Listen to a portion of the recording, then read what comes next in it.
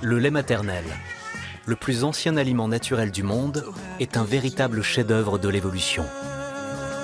Malgré toutes les avancées scientifiques, aucun produit synthétique n'est à ce jour en mesure de le remplacer.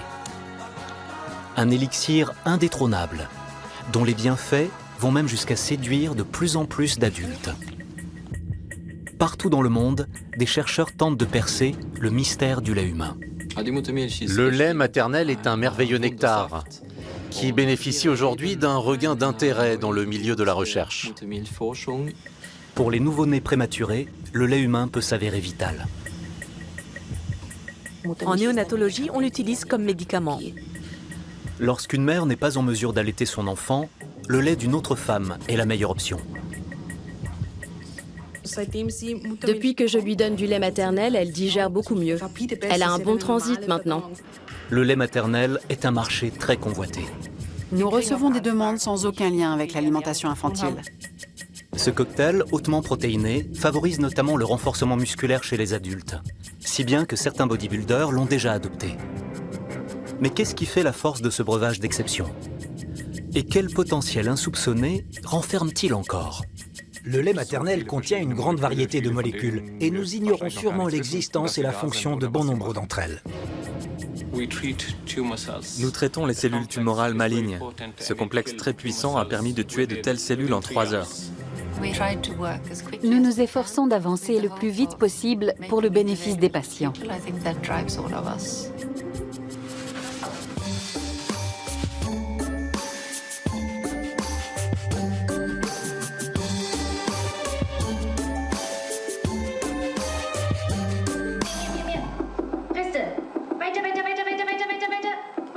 Les campagnes en faveur de l'allaitement maternel ne datent pas d'hier. L'ex-RDA en avait fait un cheval de bataille dans ce documentaire. Das Neugeborene wird vom mütterlichen Versorgungssystem getrennt. 9 Monate hatte sich im Mutterleib genommen, was es zu seiner Entwicklung brauchte. Der erste Hautkontakt und das Saugen an der Brust gleich nach der Geburt leiten für Mutter und Kind einen wichtigen Prozess ein. Das Stillen. Ici, les jeunes mères apprennent à positionner le mieux possible leur bébé au sein et à stimuler la production de lait. De vastes campagnes de santé publique prônent les bienfaits de l'allaitement et incitent les femmes à faire don de leur excédent de lait maternel. La ville de Zurich, en Suisse, est l'un des principaux pôles de recherche spécialisés dans ce domaine. Qu'est-ce qui peut bien rendre le lait humain aussi précieux? Comment agissent ses composants? Et quelle est la durée d'allaitement idéale? Autant de questions auxquelles tente de répondre Thierry Hennet, professeur de biologie humaine à l'Institut de physiologie de l'Université de Zurich.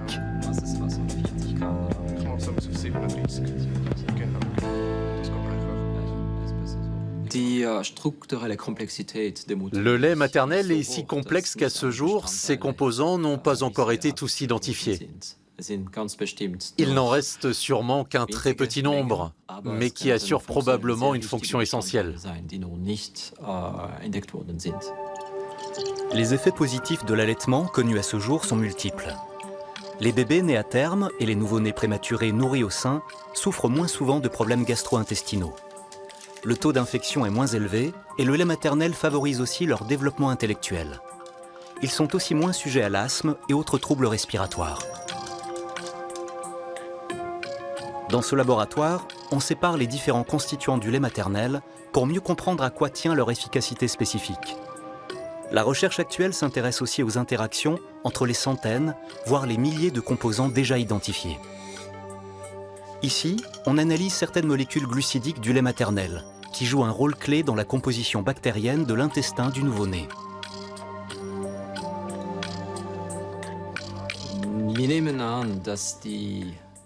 Nous supposons que le lait maternel alimente les bactéries intestinales du nourrisson. Il joue donc un rôle important puisqu'il contribue au bon développement du microbiote intestinal de l'enfant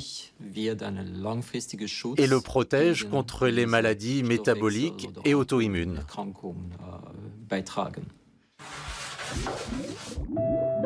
Durant toute la grossesse, le fœtus baigne dans le liquide amniotique, un milieu entièrement stérile.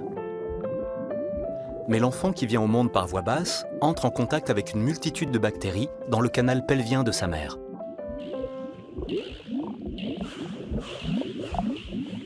Ces bactéries se mettent alors à coloniser son intestin et à stimuler ses défenses immunitaires. De quoi permettre à son organisme d'apprendre à combattre des virus et des bactéries pathogènes. Le lait maternel est donc la deuxième voie que les bactéries empruntent pour atteindre le système digestif du nouveau-né. Environ 30% des micro-organismes bénéfiques pour sa santé proviennent de ce nectar naturel. La colonisation de l'intestin infantile par les bactéries agit comme un premier vaccin. Le microbiote intestinal désigne l'ensemble des micro-organismes contenus dans l'intestin. Il est essentiel au développement du système immunitaire du nourrisson. Et plus il est riche et diversifié, plus ses bienfaits sur la santé du bébé sont nombreux.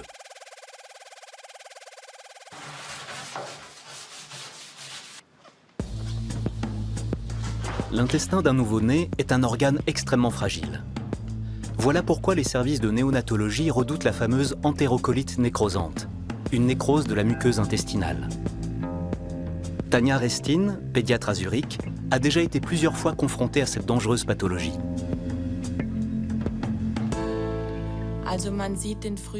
La plupart des prématurés atteints de cette maladie présentent des résidus gastriques parfois verdâtres, ce qui indique qu'ils ne parviennent plus à digérer correctement le lait. Leur ventre se dilate et peut être le siège d'une inflammation. Les nourrissons se tordent tellement de douleur qu'ils ne supportent même pas qu'on les touche.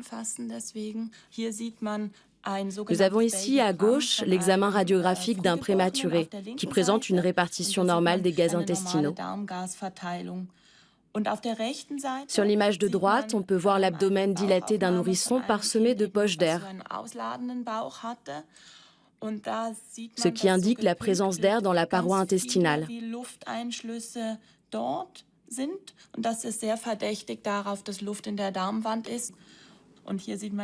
Ici, nous avons un cas très grave. On voit que l'ensemble de l'intestin est blanc alors qu'il devrait être rose, signe d'une bonne irrigation. Une grande partie de l'intestin de ce nourrisson est nécrosée et il est malheureusement impossible de procéder à l'ablation d'un segment d'une telle longueur. On ne peut malheureusement plus rien faire pour l'enfant.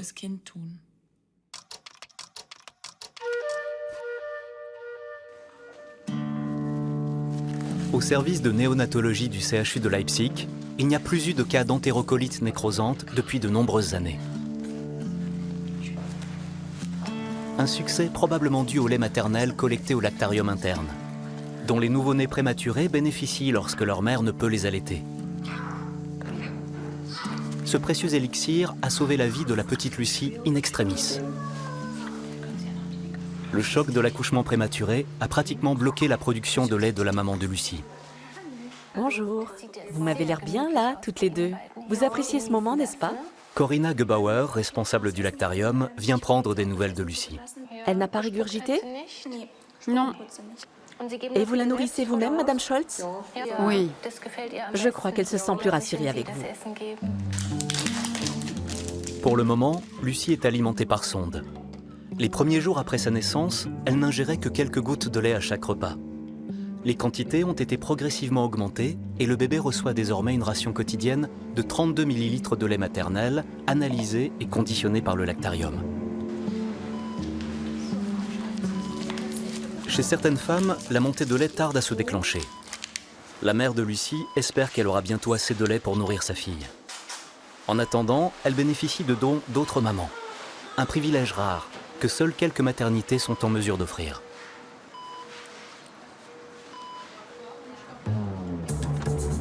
Deux fois par semaine, un collecteur, envoyé par le CHU, sillonne Leipzig et ses environs pour récupérer le lait maternel directement au domicile des donneuses. Pendant sa tournée, il doit veiller à ne pas rompre la chaîne du froid. Leipzig n'est pas la seule ville à avoir entretenu cette vieille tradition des lactariums. En ex-RDA, toute commune de plus de 50 000 habitants était tenue de disposer d'une banque de lait. Mais la plupart d'entre elles ont disparu après la chute du mur. En Europe de l'Ouest, les derniers lactariums ont fermé leurs portes dans les années 1970, à la suite de l'émergence du lait infantile industriel. Mais dans certains pays, comme la France et l'Italie, les banques de lait sont bien implantées depuis des années. L'Allemagne, quant à elle, tente de combler son retard avec l'ouverture de nouveaux établissements. Un regain d'intérêt qui s'inscrit dans la tendance mondiale actuelle. L'allaitement est important pour la mère et pour l'enfant. J'ai la chance de pouvoir allaiter mon bébé. Et je produis tellement de lait que j'avais le choix entre jeter mes excédents ou en faire don. Grâce à cette collecte à domicile, la question ne se pose plus. En règle générale, les donneuses ne sont pas rémunérées ou bénéficient au mieux d'une rétribution symbolique. Avec une réserve annuelle pouvant atteindre 1200 litres de lait, le CHU de Leipzig possède le plus grand lactarium d'Allemagne. En France, certaines banques de lait gèrent chaque année un volume 40 fois supérieur. Les dons collectés sont pasteurisés et soumis à un contrôle avant d'être distribués au service de néonatologie. Les donneuses font toujours l'objet de dépistage de maladies virales contagieuses telles que les hépatites B et C, la syphilis, le VIH et le cytomégalovirus. Ce dernier est une pathologie inoffensive pour l'adulte et l'enfant immunocompétent. Mais il peut entraîner des infections très graves chez les grands prématurés, c'est-à-dire les bébés nés avant la 32e semaine d'aménorrhée. Il est toutefois extrêmement rare que ce type de maladie infectieuse soit décelé chez une donneuse en Allemagne. Chaque jour, Claudia Weber fournit des flacons de son propre lait pour son fils Eric, encore en couveuse. La jeune femme tire son lait 8 fois par jour. Tout va bien avec mon lait? Oui, on vous aurait prévenu sinon. Tant mieux. Cette jeune mère produit énormément de lait. Elle a donc décidé de faire don de ses excédents au lactarium. 2 échantillons sont prélevés dans chaque flacon et analysés pour vérifier qu'ils ne contiennent aucun germe. Brigitte Koenig, microbiologiste à Leipzig, procède à une analyse bactériologique des échantillons. Il faut qu'elle donne son aval pour que le lait puisse être exploité. Pour protéger la santé fragile des nourrissons, tout risque doit être écarté. Étant considérés comme pathogènes, tous les échantillons contenant des bactéries intestinales sont mis de côté. Bien que l'on sache maintenant combien certaines d'entre elles sont bénéfiques pour la santé des bébés. Pour se prémunir de tout risque, il est préférable de pasteuriser la totalité du lait maternel collecté. Mais la recherche actuelle a démontré qu'une part importante des bactéries qu'il contient était bénéfique pour le nouveau-né. La stérilisation de tous les échantillons élimine donc aussi toutes ces bonnes bactéries. Et le lait perd une bonne partie de ses bienfaits. Cela n'empêche pas la plupart des lactariums de pasteuriser tous les stocks du précieux élixir. Seuls quelques médecins préconisent l'utilisation de lait maternel non stérilisé. En Allemagne, un petit nombre de lactariums, dont le nôtre, distribuent du lait maternel non pasteurisé. Certains pays, comme la Norvège, y ont même exclusivement recours, car le lait humain non traité possède davantage de propriétés bioactives indispensables aux nourrissons prématurés.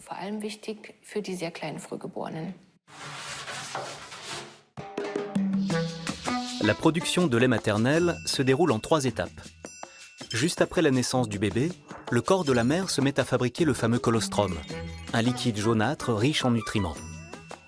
Produit en petite quantité, il permet de nourrir le nouveau-né pendant 4 ou 5 jours et de poser les premières pierres de son système immunitaire.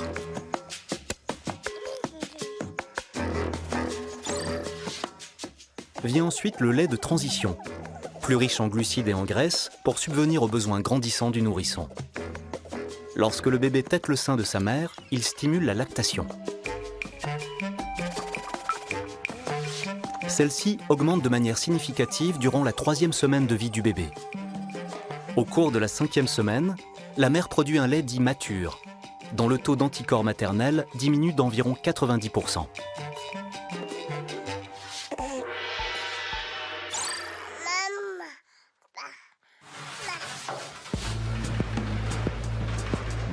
Les nourrissons nés prématurément ont besoin d'un apport nutritionnel particulièrement important. L'énergie fournie par le lait naturel ne leur suffit pas. Pour combler ce déficit, le lait issu de la mère du prématuré ou d'une donneuse doit donc être enrichi en protéines, en glucides, en graisses et bien souvent en électrolytes.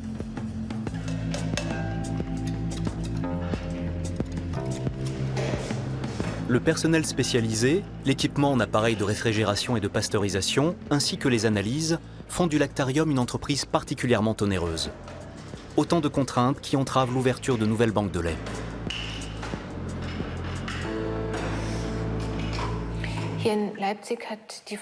Le lactarium de Leipzig est une véritable institution. Il a été créé en 1949 et tout le personnel de l'établissement, des infirmières aux puéricultrices, en passant par les médecins, sont convaincus des bienfaits du lait maternel pour les bébés prématurés.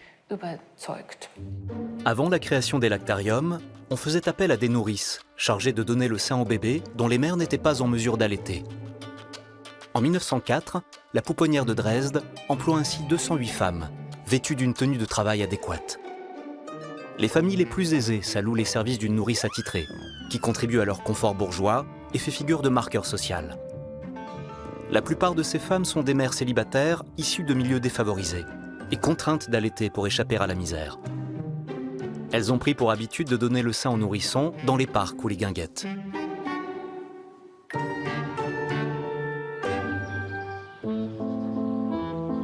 À Vienne, en Autriche, le premier lactarium voit le jour en 1909. Un concept innovant qui s'étendra par la suite aux 4 coins du monde. Claudia Graf-Rohrmeister est responsable du lactarium de la capitale autrichienne.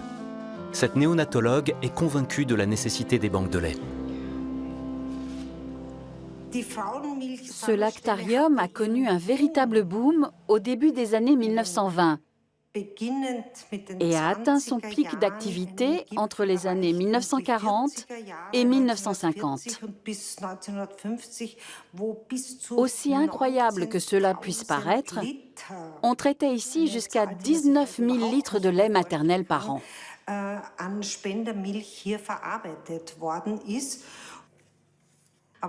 Mais depuis les 15 dernières années, nous recueillons entre 2 000 et 3 000 litres de lait maximum chaque année.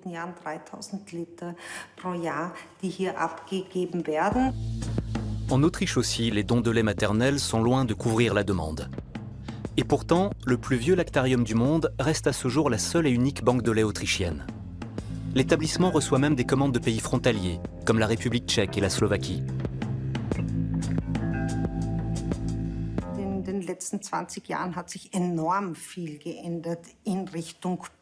Ces 20 dernières années, on a fait campagne auprès des femmes pour qu'elles allaitent leurs bébés. Ce qui me sidère, c'est de me retrouver en situation de devoir vanter les mérites de la pratique la plus naturelle au monde et surtout la mieux adaptée à l'alimentation d'un nourrisson. L'industrie alimentaire a poussé le vice jusqu'à promouvoir un produit synthétique au détriment du lait maternel. Les femmes d'aujourd'hui doivent réapprendre à donner le sein.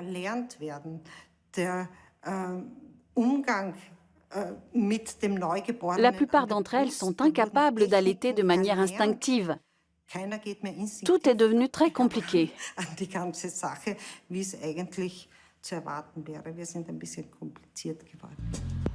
Contrairement à la plupart des banques de lait traditionnelles, le lactarium viennois vend également du lait maternel aux particuliers. Je suis diabétique de type 1. Quand ma fille aînée est venue au monde, j'ai essayé de l'allaiter. Mais c'était impossible en raison de mes crises d'hypoglycémie. J'ai appris par la suite l'existence des dons de lait maternel. Pour mon mari et moi, c'était une chance inouïe, car on tenait tous les deux à ce que nos enfants puissent en bénéficier pendant au moins les 6 premiers mois de vie.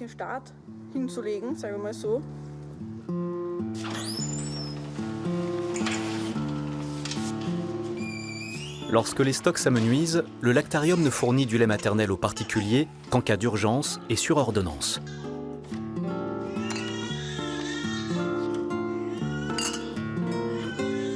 Jusqu'à maintenant, cette jeune mère a été chanceuse. Voilà pour vous. Merci beaucoup. Attendez, votre facture. Le bébé commence à avoir faim. Rien d'étonnant. Mère et enfant effectuent un voyage de 4 heures aller-retour 2 fois par semaine pour venir récupérer des flacons de lait maternel. Un effort assumé par cette jeune femme, prête à tout pour éviter de nourrir son enfant avec du lait synthétique.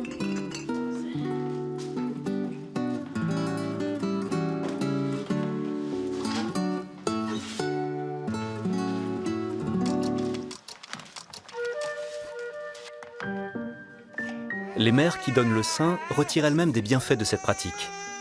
Plusieurs études ont montré que chez la femme, l'allaitement diminuait le risque de cancer du sein et de l'ovaire et l'immunisait contre l'obésité et le diabète.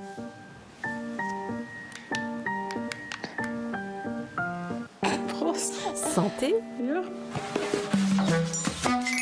Le lait maternel évolue au cours de la journée. Il contient des substances stimulantes le matin, mais apaisantes et somnifères le soir. De quoi habituer le nourrisson au cycle naturel jour-nuit.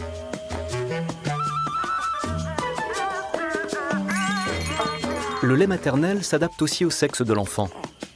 Pour un petit garçon, il est plus nourrissant et plus riche en graisse et en protéines, alors que celui pour une petite fille est plus abondant.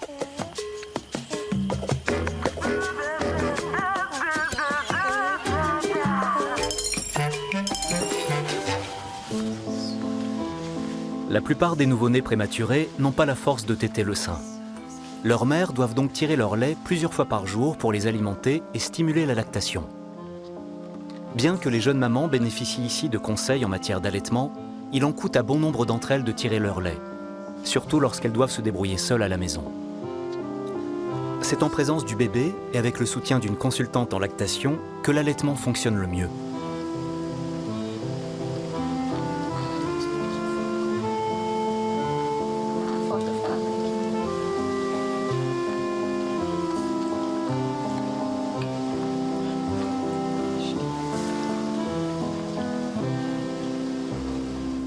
Je n'aime pas tirer mon lait sans avoir mon bébé à mes côtés. Ça ne me plaît pas. Ça me paraît toujours très long et je n'ai qu'une hâte, que ça se termine. Alors que quand mon bébé est là, je partage ce moment avec lui. Je me sens bien et ce sentiment de plénitude stimule ma production de lait. Le temps passe plus vite aussi. J'ai l'impression de produire plus de lait que la fois précédente et que mes canaux se bouchent moins rapidement. Les dispositions mentales de la mère jouent aussi un rôle essentiel.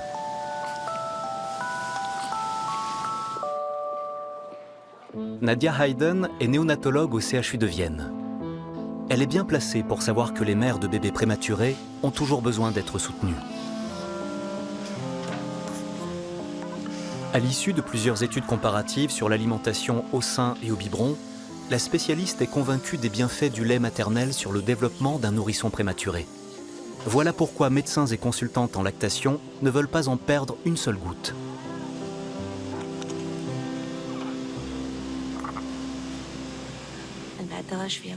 Dans notre service, nous avons mis en place le système suivant. Les mères de nouveau-nés prématurés sont invitées à faire don de leur lait à d'autres bébés prématurés. Nous avons mené des études pour savoir si cette pratique était concluante. Et effectivement, nous avons pu constater que les nourrissons qui en bénéficiaient apprenaient plus rapidement à s'alimenter, nécessitaient moins de perfusion et étaient moins souvent victimes d'infections. En collaboration avec la nutritionniste Alexandra Kreisel, Nadia Hayden s'est également demandé comment elle pouvait venir en aide aux nourrissons souffrant d'un grave retard de croissance staturopondéral. À l'aide d'un appareil spécialisé, elles ont analysé minutieusement le lait des mères des bébés afin de déceler d'éventuelles carences.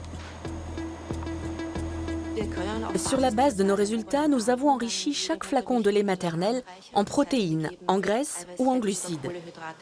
Nous améliorons ainsi chaque ration individuelle de lait humain destiné aux nourrissons. Ce bébé avait toutes les chances de naître à terme. Après une première grossesse sans encombre, sa maman a appris qu'elle souffrait d'une maladie grave à traiter en urgence. Le diagnostic a donc incité médecins et parents à provoquer l'accouchement prématurément.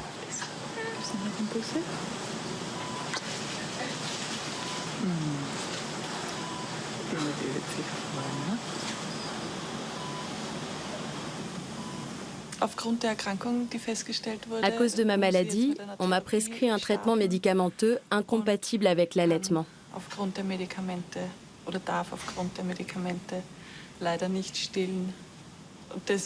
Je suis donc très reconnaissante aux mamans qui font don de leur excédent de lait maternel. Mais cette générosité est malheureusement loin de couvrir la demande grandissante.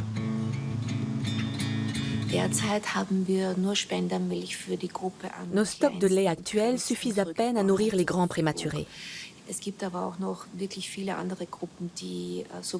Et pourtant, bien d'autres enfants de notre service auraient besoin de bénéficier de tels dons.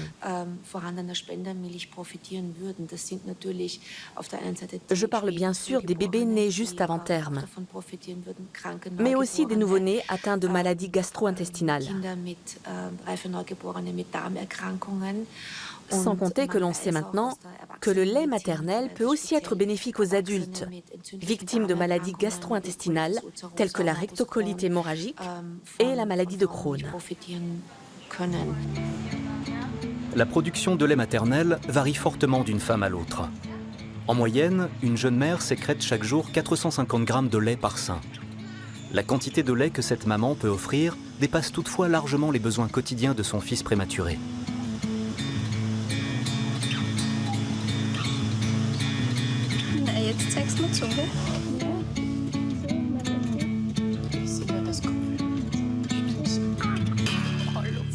Combien de millilitres boit-il par jour?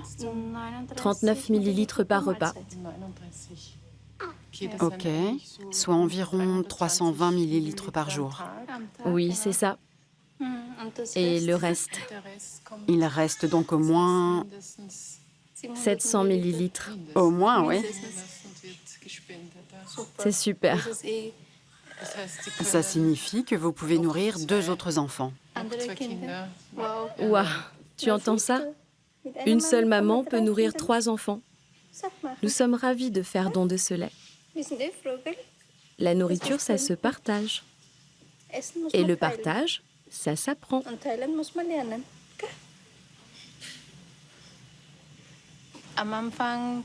Au début, on m'a demandé si je souhaitais faire don de mes excédents de lait. Le problème, c'est que ma religion, l'islam, l'interdit. Si j'offre mon lait à un autre enfant, mon fils et lui deviennent automatiquement frères de lait. Et notre religion proscrit le mariage des frères et sœurs de lait.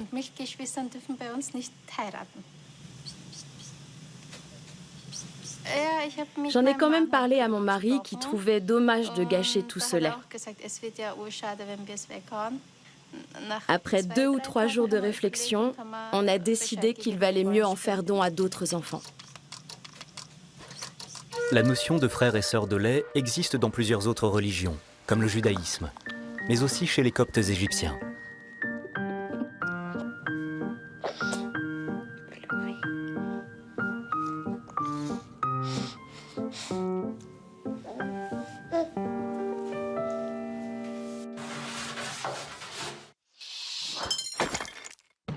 Chaque tétée équivaut à un menu complet en 3 parties.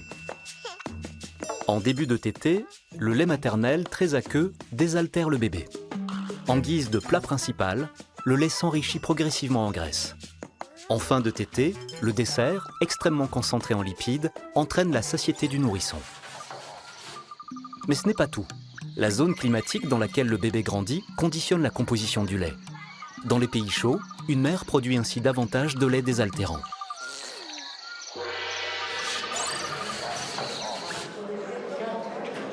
Le CHU de Munich a récemment organisé un colloque majeur sur l'alimentation des enfants et des nouveau-nés.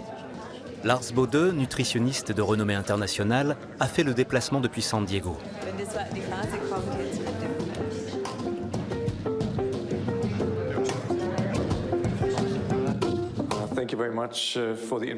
Après avoir soutenu une thèse de doctorat en diététique à l'université de Gießen en Allemagne, ce spécialiste travaille aujourd'hui à l'Institut pédiatrique de l'Université de Californie.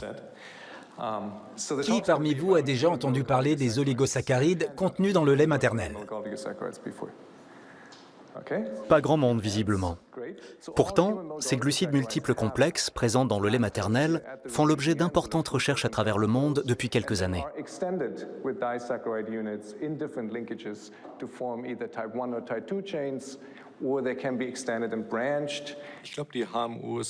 De nombreux chercheurs s'intéressent actuellement aux oligosaccharides.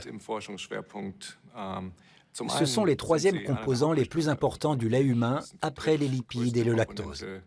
Leur concentration est plus élevée que celle de toutes les protéines du lait maternel. D'où l'intérêt du corps médical qui tente de comprendre quel rôle joue cet important composant pour l'enfant, mais aussi peut-être pour la mère.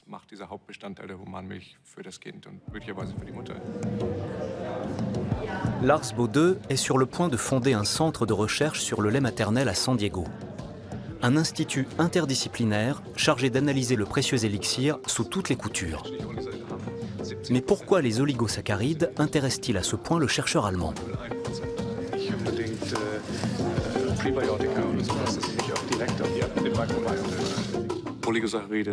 Les oligosaccharides sont des glucides complexes.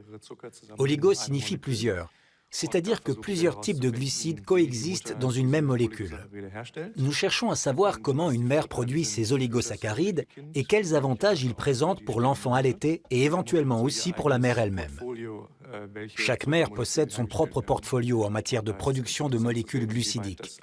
Et il est intéressant de voir quelle influence cela peut avoir sur l'enfant, mais aussi à quoi est réellement due cette variabilité dans la production. Des chercheurs de l'Université de médecine de Graz, en Autriche, étudient les éventuels effets de ces composés multifonctionnels sur le fœtus. Les oligosaccharides sont notamment présents dans le sang d'une femme enceinte, ainsi que dans le cordon ombilical de l'enfant.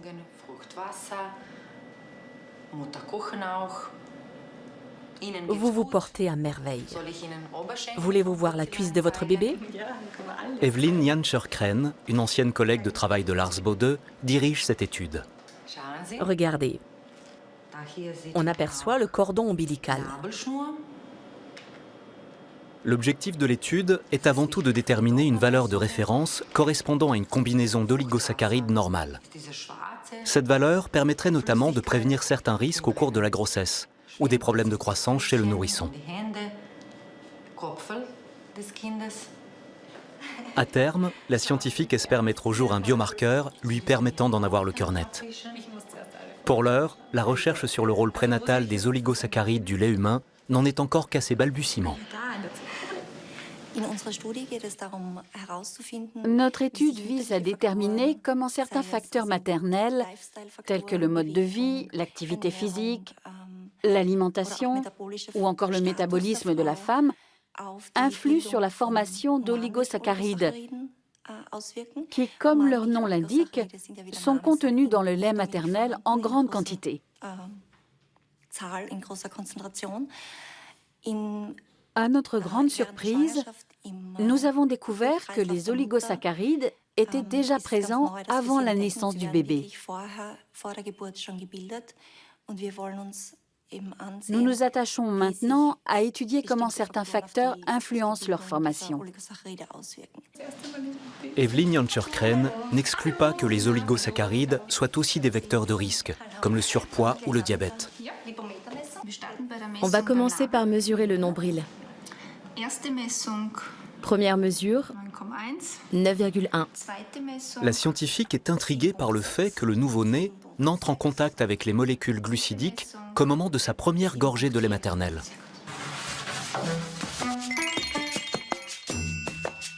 Le fœtus se familiarise d'abord avec le monde des arômes par le biais du liquide amniotique dans le ventre de sa mère. Puis après sa naissance, via le lait maternel. Tous deux sont le reflet de l'alimentation de la mère. Plus celle-ci est variée, plus la palette de goût du lait maternel sera riche. L'odeur aussi joue un rôle essentiel. Tous les aliments qu'une mère ingère ont une influence sur les préférences gustatives de son enfant. Le goût de certaines particularités culinaires régionales pourrait ainsi être transmis par cette voie. Ces expériences sensorielles sont en revanche très limitées pour les bébés uniquement nourris au biberon, les laits maternisés ayant toujours le même goût et la même odeur. À l'Université technique de Graz, le lait maternel est aussi au cœur de nombreuses études. Des chercheurs en biotechnologie tentent de synthétiser en laboratoire des oligosaccharides contenus dans le lait humain. Leurs nombreuses qualités pourraient en effet être exploitées dans la fabrication d'alicaments, de traitements thérapeutiques et surtout d'additifs pour le lait synthétique.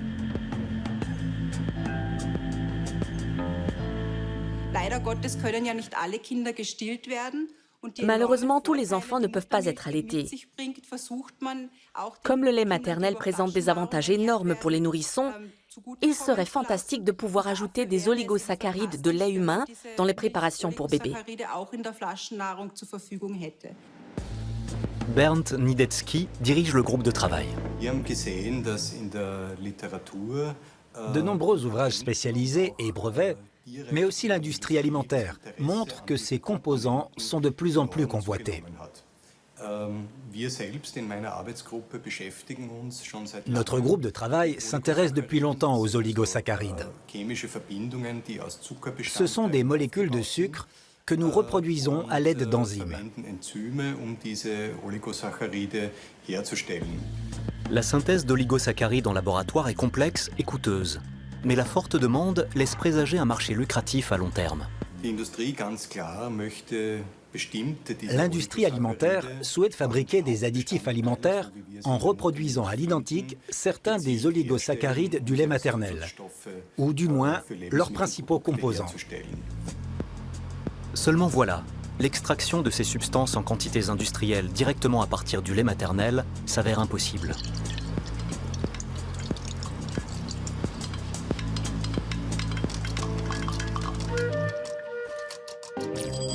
L'engouement pour le lait maternel peut se manifester sous une forme aussi inattendue que ces médaillons personnalisés contenant quelques gouttes du filtre de vie. Certains se lancent même dans des expériences culinaires insolites. Bonjour à tous, certains diront que c'est de mauvais goût et pourtant manger du fromage au lait maternel, c'est possible. I have blue cheese lollipop and a breast milk lollipop. Chez les bodybuilders, le lait maternel est perçu comme un booster musculaire avéré. Voilà pourquoi les lactariums et les femmes qui commercialisent leurs excédents de lait sur le net sont largement sollicités.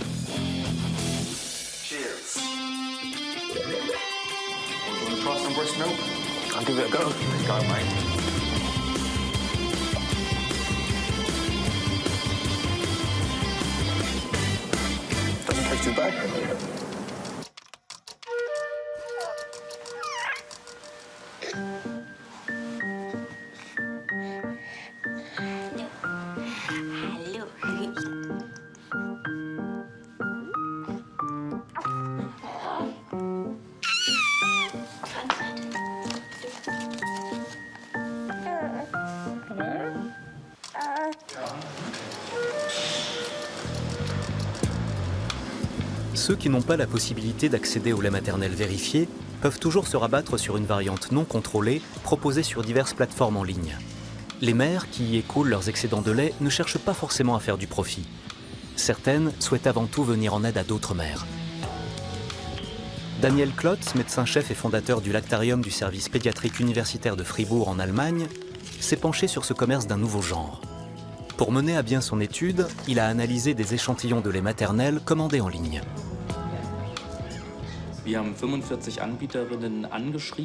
Nous avons contacté 45 mères qui vendaient du lait maternel en ligne et nous avons reçu plusieurs échantillons de lait de la part de 12 d'entre elles.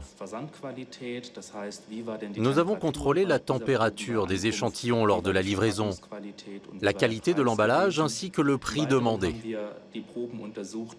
Nous avons ensuite analysé la quantité et la nature des bactéries contenues dans chacun des échantillons ainsi que leur teneur en nutriments.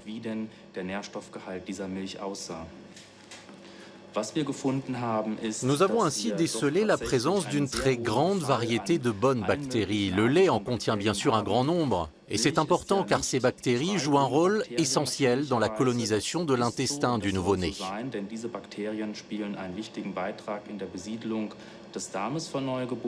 Mais nous avons aussi trouvé des bactéries, notamment intestinales, qui n'avaient rien à y faire. Ce lait est donc manifestement impropre à la consommation.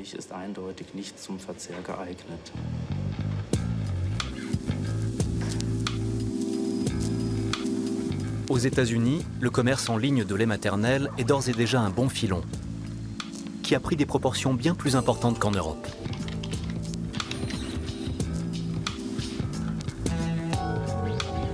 Daniel Klotz s'est aussi intéressé à ce marché florissant. La plateforme Only the Breast permet d'acheter ou de vendre du lait maternel en ligne. Comme vous pouvez le voir, on a le choix entre diverses catégories de lait. Certaines vendeuses de ce site internet sont localisées en Allemagne. Il y a aussi de grandes enseignes commerciales comme Ambrosia Labs. Le client peut sélectionner son lait, l'ajouter dans son panier virtuel et se le faire livrer directement à domicile. C'est cette plateforme qui se procurait du lait maternel au Cambodge, une pratique désormais proscrite.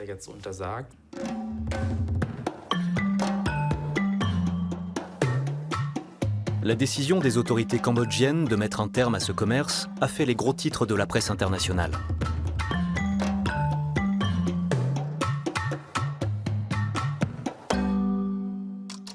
Un cas toutefois loin d'être exceptionnel.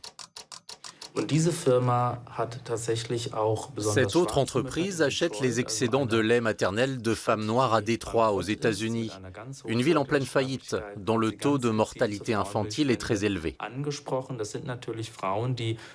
Ces mères sont issues d'une classe socio-économique défavorisée. Je soupçonne donc cette société de les exploiter.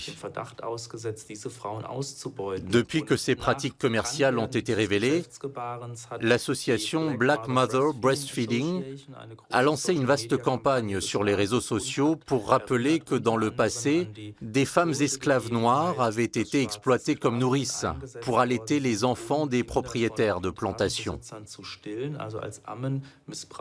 Cette condamnation publique a rapidement incité l'entreprise à cesser ce type de pratique.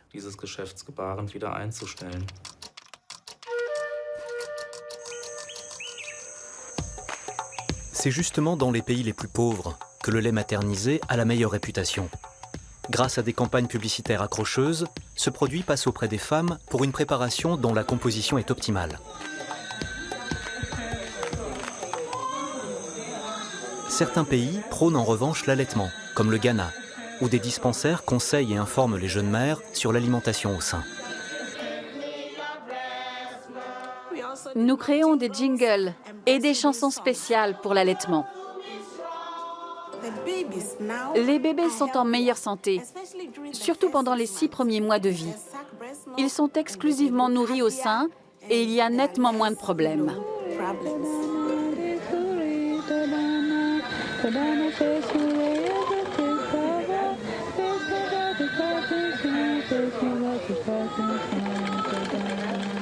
Dans de nombreux pays du monde, on cherche à convaincre les femmes de l'importance vitale du lait maternel. En particulier au Pakistan, dont le taux de mortalité infantile est le plus élevé au monde.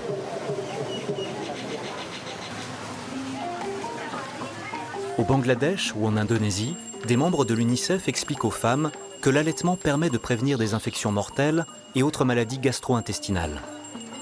Des actions similaires avaient été menées autrefois en Europe. En Inde, l'allaitement se raconte façon Bollywood. Mais de nombreux tabous restent encore bien ancrés.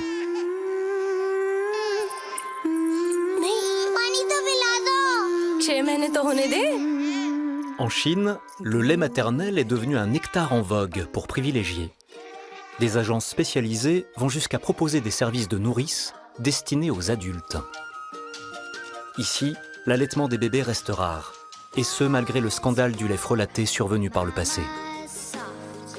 L'UNICEF a choisi de traiter cette thématique dans un dessin animé très coloré, mettant en scène des animaux dans leur milieu naturel. Une astuce pour montrer que pour l'homme aussi, l'allaitement est le moyen le plus naturel de nourrir son enfant.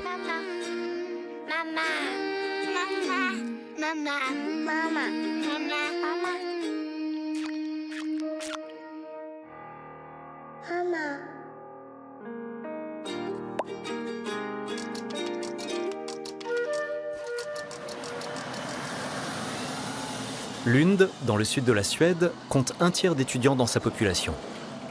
Cette ancienne cité médiévale connaît la plus forte croissance du pays.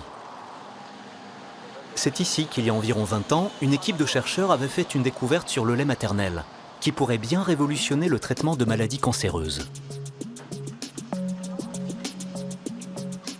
Leur découverte, une protéine du lait maternel manifestement capable d'éliminer des cellules cancéreuses sans pour autant endommager d'autres tissus sains.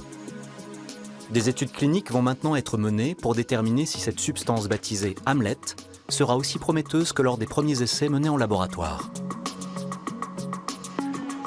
Katharina Svanborg, qui dirige l'équipe de recherche, s'était déjà intéressée aux oligosaccharides contenus dans le lait maternel avant de tomber un jour sur la protéine Hamlet.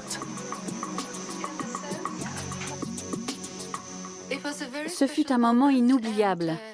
Il était déjà tard, je crois qu'il faisait nuit dehors. Anders Håkansson, un étudiant en master, était au laboratoire, à essayer de tuer des bactéries avec une fraction de lait. Anders est venu me trouver dans mon bureau pour me dire qu'il se passait quelque chose de bizarre avec les cellules. On a regardé ensemble au microscope et on a constaté que les cellules avaient vraiment changé. Du coup, on a refait l'expérience comme c'est l'usage en science. Les résultats du lendemain ont confirmé que les cellules étaient bien en train de mourir. Plusieurs autres expériences réalisées sur des modèles animaux et les premiers tests menés sur des humains ont montré par la suite que la protéine Hamlet agissait de manière efficace contre une quarantaine de tumeurs, telles que le cancer du sein, du foie, la leucémie et les tumeurs au cerveau, mais aussi le cancer de la peau et de la vessie. Lors de divers essais cliniques, des patients cancéreux auxquels on avait injecté la fameuse substance ont excrété les cellules tumorales via leurs urines en quelques jours. Hamlet fait partie de ces découvertes fortuites qui relèvent de la sérendipité. La science fait comme si la logique était sa valeur suprême. Nous formulons des hypothèses que nous vérifions avec des méthodes techniques. C'est une approche très rationnelle des sciences. Mais en réalité, je crois que dans leur fort intérieur, tous les chercheurs rêvent de se retrouver confrontés à une expérience dont les résultats sont complètement inattendus. Et dans ce cas de figure, on ne peut pas passer outre et faire comme si de rien n'était.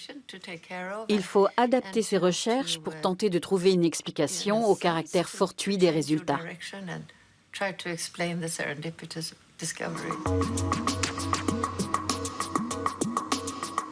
Pour pouvoir travailler à partir de cette substance contenue dans le lait maternel et la produire en grande quantité, les chercheurs ont d'abord dû synthétiser un complexe protéolipidique en laboratoire.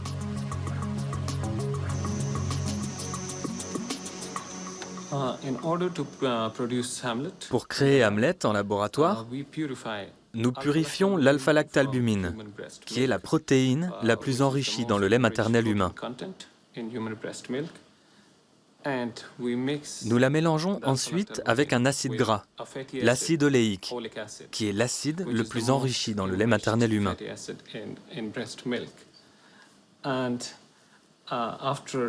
C'est avec ce puissant complexe moléculaire que nous parvenons à traiter les cellules tumorales en 3 heures. L'équipe, composée principalement de jeunes chercheurs venus du monde entier, se retrouve régulièrement pour discuter de l'avancée des travaux.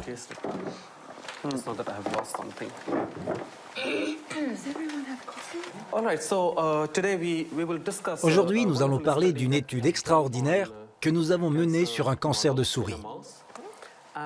Nous avons réussi à démontrer que nous sommes en mesure de traiter, mais aussi de prévenir le cancer du côlon grâce à Hamlet. J'espère que cette réunion nous permettra de trouver des solutions pour transposer ces expériences à l'humain. Tous ces scientifiques ont conscience de la responsabilité qui pèse sur leurs épaules. Chacun souhaite faire avancer la recherche en matière de traitement contre le cancer, sans pour autant donner de fausses joies aux patients a priori incurables. Et pourtant, ils ont déjà obtenu des résultats très encourageants, notamment chez un patient atteint d'un cancer de la vessie. C'était assez impressionnant, car nous avons constaté que le patient excrétait des cellules tumorales mortes via ses urines quelques heures après avoir subi l'injection. Nous avons donc obtenu des résultats beaucoup plus sensationnels que prévu. Sans compter que l'apparence de la tumeur se modifiait elle aussi. Comme il ne s'agissait pas d'une étude contrôlée contre placebo, on ne peut toutefois pas parler d'efficacité thérapeutique. Si on le compare aux autres, le traitement Hamlet est assez extraordinaire. Il agit localement et contre toute attente, il n'endommage pas les tissus sains autour. Cette protéine contenue dans le lait maternel pourrait-elle révolutionner le traitement du cancer ? Seules des études cliniques permettront aux chercheurs d'en avoir le corps net. Une chose est sûre, après plus de 20 ans de travail, ils entrent maintenant dans une phase décisive. Nous avons fait tout le travail préparatoire pour obtenir le feu vert des autorités. Nous sommes maintenant en passe de mener des essais cliniques, à commencer par ceux sur les patients atteints du cancer de la vessie. Nous sommes fiers du chemin parcouru, de la découverte aux essais cliniques. Tout cela va prendre du temps, mais au bout du compte, nous saurons si cette méthode est oui ou non concluante.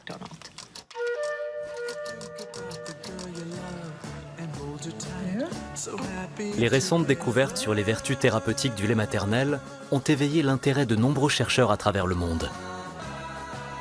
Mais toutes les perspectives qu'offre cet irremplaçable passeport pour la santé, même pour les adultes, restent encore à explorer.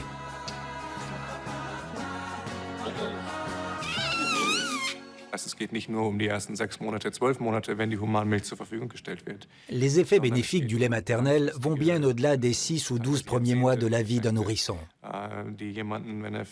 Il le protège à très long terme, jusqu'à plusieurs décennies.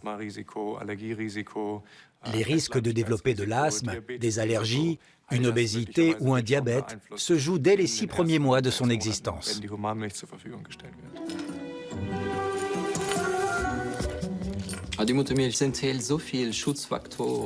Le lait maternel contient de nombreux composants protecteurs. Si on parvenait à les synthétiser, ils ne seraient plus seulement utilisés comme aliments, mais aussi comme médicaments. Seul problème, le lait maternel est une ressource très limitée. Et c'est aux nouveau-nés qu'il devrait être distribué en priorité. Les technologies modernes ne permettent pas encore de reproduire le lait maternel à l'identique. Il faut donc miser sur les donneuses. Je pense que cette solution a un fort potentiel. J'espère qu'à l'avenir, les lactariums se mettront à pousser comme des champignons. Je suis convaincue que cette tendance s'affirmera clairement d'ici les 10, 20 ou 30 prochaines années.